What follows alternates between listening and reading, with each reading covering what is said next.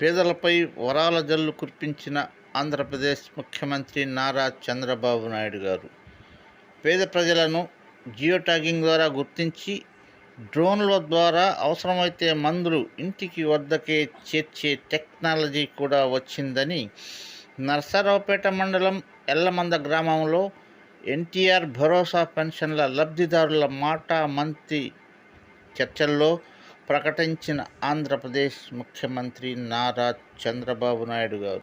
ఈ టెక్నాలజీ గురించి ఈరోజు పల్నాడు జిల్లాలో నర్సరావుపేట మండలం ఎల్లమంద గ్రామంలో ఎన్టీఆర్ భరోసా పెన్షన్ల లబ్ధిదారుల మాటామంత్రి కార్యక్రమంలో లబ్ధిదారుల హర్షధ్వానాల మధ్య వివరించిన ఆంధ్రప్రదేశ్ ముఖ్యమంత్రి నారా చంద్రబాబు నాయుడు గారు.